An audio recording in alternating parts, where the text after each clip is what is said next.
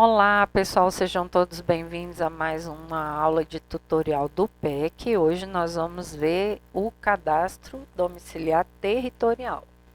Nós vimos na aula passada a introdução da aba do cadastro territorial. Entendemos como fazer pesquisas e como fazer o lançamento. Como adicionar o nosso cadastro territorial. Então, eu já estou com o cadastro territorial aqui aberto e agora nós vamos ver o passo a passo do preenchimento. Aí você vai me dizer assim, mas eu já sei como é que faz. Eu sei que você sabe como faz. Essa aula aqui, ela não é só de saber como fazer, mas entender o porquê que gera inconsistência e quais são as formas de resolução para que a gente não tenha problemas de inconsistência. Então, é bom assistir a aula por inteiro. Eu sei que vocês sabem preencher isso, está todo mundo cansado. Tem ACS aí que tem 26 anos, mas entender o funcionamento do sistema é muito importante. Então, primeira coisa, seu sistema tem que estar com os seus dados aqui no cabeçalho de forma correta. Aqui tem o seu SUS profissional, o CBO de agente comunitário, o CNES da sua unidade e o NE da sua unidade. Aí o que você vai fazer? Você vai terminar de preencher esse cabeçalho com a data do dia. Aí você vai me perguntar o seguinte: mas eu fui lá na casa, eu fiz o cadastro no dia tal. Tudo bem. Se você quiser colocar a data retroativa, pode colocar, tá? Só que, por exemplo, se você fez esse cadastro no mês passado e está lançando agora, vai gerar uma inconsistência. O sistema pode não ler este cadastro. Então, eu recomendo que coloque a data do dia. Deixe a data que você visitou lá no papel e na sua ferramenta lá de diário de bordo ou diário de atividades, né? Aí cada município tem a sua ferramenta, tá? Então, aqui eu recomendo que você coloque a data que você realmente está lançando no sistema. Então, eu venho aqui, coloco a data do dia e aí vamos aos pontos primordiais para que a gente não tenha problemas de inconsistência. Primeira coisa que você vai, antes de lançar, você vai pesquisar o CEP da rua ou da quadra que você está fazendo o lançamento. Por quê? Porque quando você lança o CEP do município, ele muitas vezes não busca o dado. Mas aqui no meu município as ruas, os setores não tem, é um único CEP. Aí tudo bem, você vai colocar o CEP geral. Mas tente trazer o CEP o mais próximo da sua unidade, o mais próximo do endereço, tá? Para que você tenha os dados puxados de forma correta. Caso não tenha, não puxe os dados pelo CEP, você vai preencher o CEP geral do seu município e vai preenchendo os dados aqui, ó. Qual é o nome do município, por extenso, a unidade federativa, que são as iniciais do estado, o bairro, tá? O tipo do logradouro aqui, aí você vai clicar nessa setinha, porque o tipo de logradouro, ele pode ser quadra, ele pode ser rua, pode ser avenida, ele pode ser, aí tem que ser exatamente como está lá no seu endereço.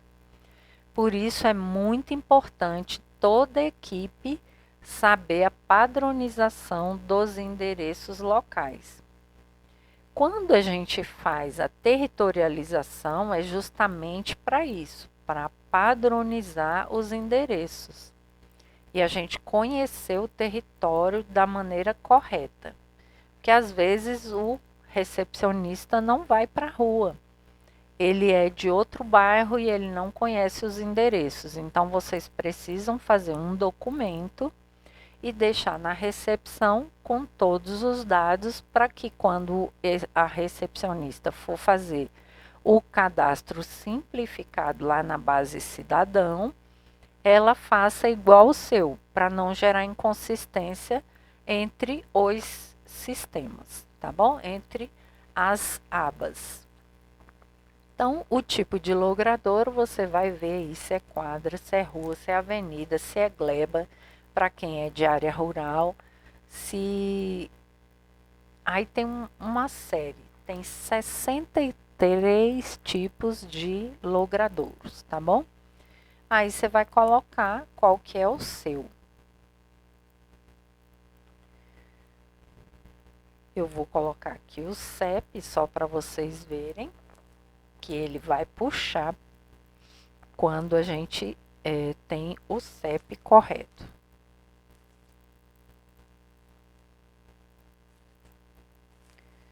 Eu coloquei o CEP, eu clico fora, ele vai puxar os dados, ó.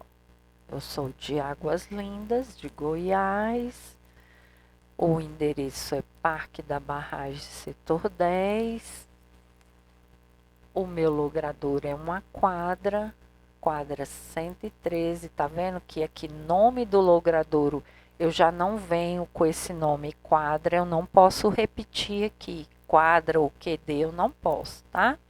Eu só vou colocar numeração e se tiver conjunto, gleba ou outro tipo de nome que é dado para essa quadra, eu coloco aqui. Feito isso, eu vou colocar o número do lote. O número do lote a gente coloca sempre em dezenas, tá? E depois eu venho com o complemento. Aqui neste endereço, esse lote é 6G. Então, eu coloco no complemento a letra G.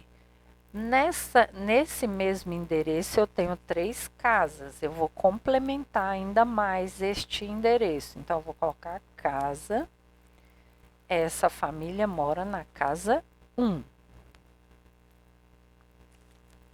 Então, eu coloco unidade mesmo, tá?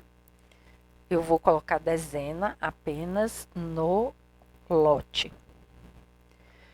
Eu tenho um ponto de referência, você pode colocar o ponto de referência. Nesse ponto de referência eu posso colocar o nome do agente comunitário? Não, você já está identificado aqui em cima, tá?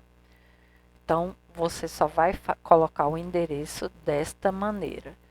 O bairro sempre por extenso, o nome do município por extenso, nada de abreviação, gente, tá?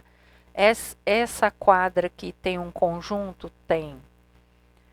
Às vezes, essa letra desse conjunto é oculta. Então, eu posso colocar conjunto A, que é o conjunto que eu estou. Então, eu complemento, tá? Então, vocês vão padronizar o endereço aí do território de vocês para que toda a equipe fale uma mesma linguagem. Aí eu vou colocar o número da microárea. Microárea também é sempre uma dezena. Não, esse paciente, ele não tem um agente comunitário. Ele faz parte do território da unidade, mas ele não tem um agente comunitário na área dele. Aí eu vou lançar aqui fora de área. Se tiver agente comunitário, lança a microárea, tá? Aí vamos os tipos de imóveis. Aqui é muito importante vocês estarem atentos também, por quê? Porque o sistema mudou muita coisa. Antes, quem tinha terreno baldio, igreja, comércio, o sistema lia uma única vez. Aí todo mundo se questionava. Eu, por exemplo, na minha área, 30% da minha área é comércio. E aí, como que eu fazia com esses comércios, se eu fazia visita em todos eles? Eu só lançava menos de 5% dos comércios por conta de que ele só aceitava o lançamento de um por dia. Então, eu poderia ter visitado todos eles num dia só, mas na hora de lançar eu tinha que lançar diferente. E aí no meu mapa de visita do registro diário ia dar sempre algum problema e aí na hora de uma auditoria, como é que eu ia explicar isso, né?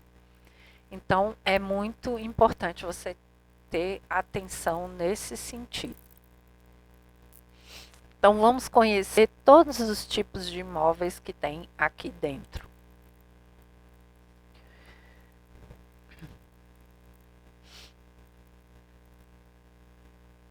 Nós vamos começar a fazer os cadastros, entender os cadastros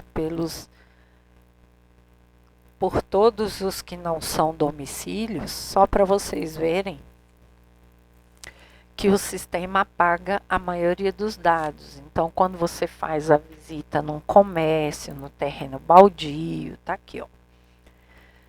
Tem comércio, terreno baldio, um cemitério, borracharia, escola, estabelecimento religioso, porque o estabelecimento religioso não é só a igreja, é o terreiro de macumba, é um terreiro de quilombolas, é uma, uma associação de moradores. Então você vai colocar tudo que for referência a a religiosidade, você vai colocar lá. E quando for outros tipos, aí você vai colocar de acordo. Creche, abrigo, instituição de idosos. Se tiver unidade prisional, se tiver unidade socioeducativa. Você vai olhar, dentre todos esses, você vai... Desculpa, gente, realmente a garganta está um pouco difícil hoje. Aí, delegacia, estabelecimento religioso e outros. Então, qualquer um desses que a gente clicar, vão apagar a maioria dos dados. Ó. Aí você já não precisa pôr telefone, se não quiser, tá? Todos os outros, ó. Água, luz, ele fica bem clarinho. Por quê? Porque ele não vai precisar de um responsável por aquele imóvel. Ele só vai pedir o imóvel em si, o cadastro do imóvel em si, tá? Então, o único que vai pedir os dados completos do cadastro territorial é o domicílio. Os demais, ele vai pedir apenas alguns dados. Aí você vai preencher somente aqueles dados que ele solicitar para você, tá bom? Quando a gente for fazer o lançamento de visitas, aí eu vou explicar novamente esse item do tipo de imóvel, porque ele tem algumas peculiaridades na hora de lançar as visitas. Então, agora vamos ver o cadastro do domicílio, que é a maioria que a gente precisa, né? Então, você lançou aqui o item 1, domicílio. Você vai colocar um telefone de contato, é importante ter, porque em algum momento você pode precisar de algum número de telefone e os que estão nos cadastros podem nos ajudar a localizar algum paciente. Situação de moradia. Ele é próprio? Ele é próprio é quando aquela casa tem uma escritura. Financiado, que é os módulos que hoje são mais populares, né? Financiado pelos bancos, pela Caixa, pelo Banco do Brasil ou os bancos particulares. Alugado é quando alguém paga um valor para um proprietário. Arrendado é em caso de algum comércio que foi arrendado com toda a estrutura ou unidade rural que foi arrendada aquela terra. Então aí você coloca arrendado, que ou seja, tudo que tem dentro daquela terra ou daquele comércio, ele é de alguém e a pessoa paga uma espécie de aluguel, mas o aluguel com as coisas que estão dentro. Cedido é quando uma pessoa cede a outra e ela não paga nada. Ocupação é quando a pessoa invade um terreno ou uma casa, um imóvel que não é dele, que muitas vezes pode não saber de quem é o proprietário. Situação de rua, quem mora ou quem dorme embaixo de alguma marquise. E outros é para qualquer um desses itens que não estão relacionados. Localização é área urbana, é área rural, tá? Aqui mesmo que o seu município seja área urbana, mas se você tiver uma área rural dentro do seu município, você tem que colocar área rural. Havia uma confusão muito grande, não, o município é rural, aí colocaria só rural. Ah, não, o município é urbano, mas tem área rural, então área rural, tá? Tem que definir. Isso aqui não tem problema. O tipo de domicílio é uma casa, é um apartamento, é um cômodo, é outra coisa, tá? Então aí é preciso entender o que é este imóvel. Número de moradores. Ah, tem 1, tem 2, tem 3, tem 20, tem 30, tem 40. Quantos cômodos tem essa residência, tá? Tipo de pavimento nessa rua, de acesso a essa rua. Essa rua tem asfalto, tem pavimentação, tem bloquete, tem paralelepípedo, ela é pavimentada. É chão batido, é cascalho, é brita, é chão batido. O acesso dela é por um rio, um riacho, aí é fluvial. E outros que aí vocês vão definir aí no município de vocês. Disponibilidade de energia elétrica.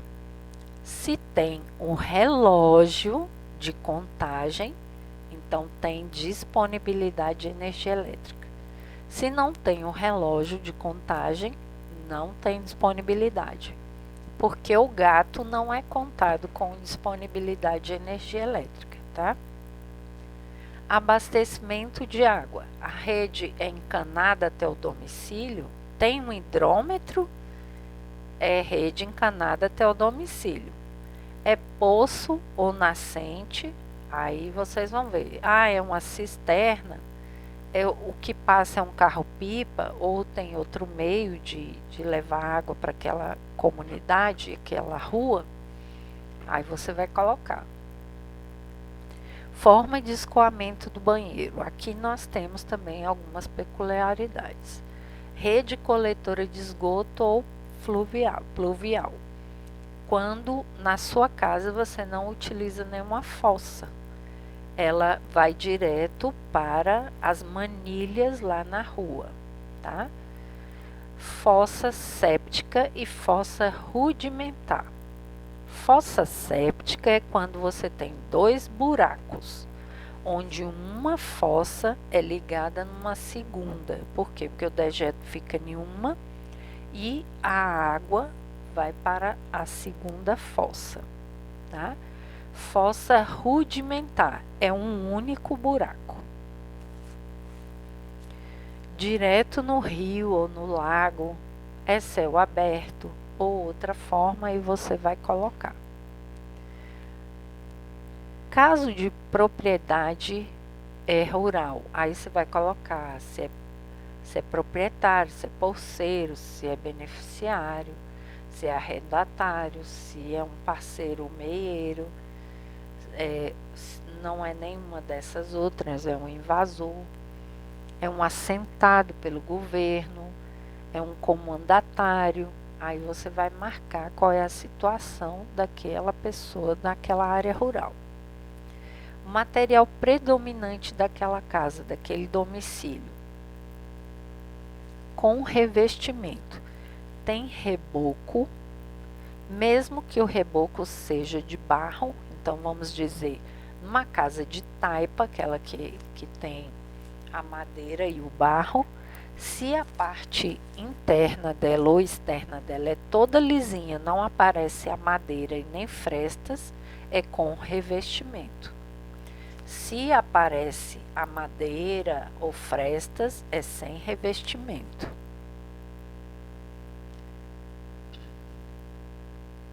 É madeira, é outro material de aproveitamento, é palha, aí você vai ver qual é o tipo de material e se tem ou não revestimento. A água dessa residência para as pessoas beberem é filtrada, é fervida, é clorada, é mineral, é sem tratamento? Primeira coisa que você tem que perguntar, que aí você já mata a charada, porque se você falar água é filtrada, todo mundo vai dizer que é filtrada. Você vai perguntar, você tem um filtro de barro em casa ou um filtro de torneira? A pessoa vai dizer, não tenho. Então você já sabe que provavelmente essa água é sem tratamento, dependendo das condições financeiras daquela família, tá? Aí, mas de qualquer maneira, você vai perguntar. O destino do lixo é coletado quando passa um caminhão de lixo recolhendo. É queimado, é enterrado, é céu aberto, é outra forma de descarte desse lixo, aí você vai colocar. Animais.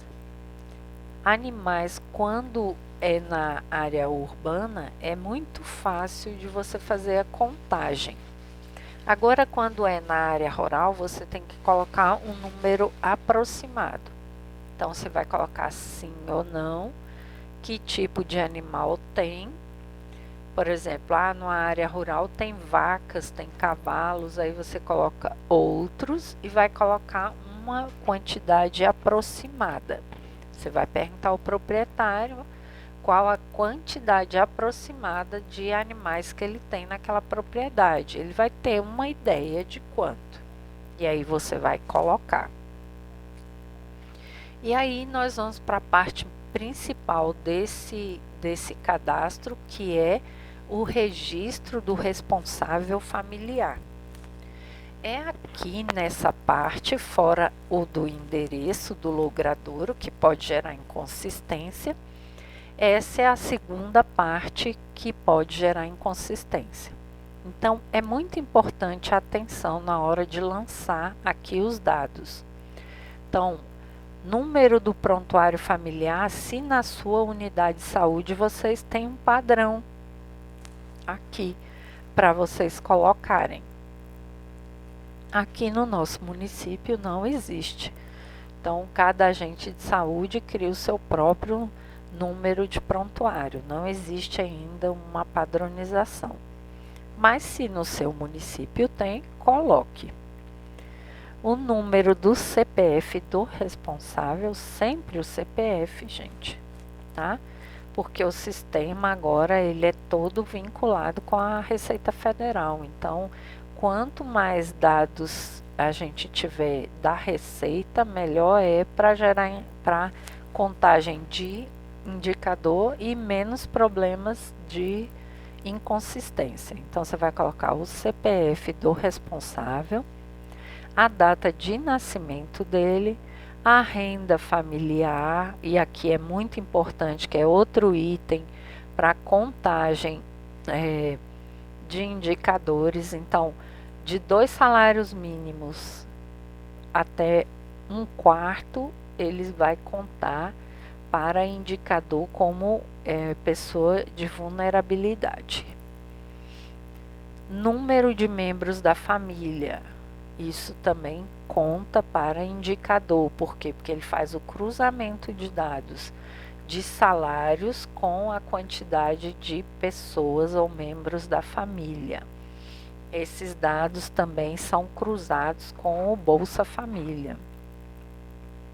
Reside naquela residência desde quando? Qual foi o mês que a pessoa mudou e qual foi o ano? Geralmente as pessoas que não moram de aluguel, elas fazem as suas mudanças para os territórios, geralmente no meio do ano e no final do ano, que são as datas de escola. Então, se o dono não sabe, não lembra, você pode sugerir para ele essas datas, que fica mais fácil dele lembrar. Preenchido esses dados, você vem aqui confirmar. Todos os dados que estão nesses quadradinhos vão descer para cá, ó, para essa área cinza. Se estiver como está aqui, significa que não foi registrado, tá? Depois de salvar. Então, você salva os dados e depois dá uma olhadinha na lupa para ver se os dados foram registrados. Feito isso, você vem cá embaixo e vai salvar. Ah, esse paciente, ele recusou a visita, ele preencheu os dados básicos e recusou. Então, você só vem aqui e faz: usuário recusou o cadastro por meio de termo de recusa. Você vai ter que preencher todos os dados de qualquer maneira e vai só acrescentar esse quadradinho aqui. Depois é só salvar. Feito esse procedimento todo aqui no cadastro territorial, você não vai ter, provavelmente não terá nenhum problema de inconsistência. Aí, você pode ter lá no cadastro individual vinculado a este aqui. Aí nós vamos aprender a lançar cadastro individual e ver como que gera inconsistência desses dois cadastros. A gente se vê na próxima aula.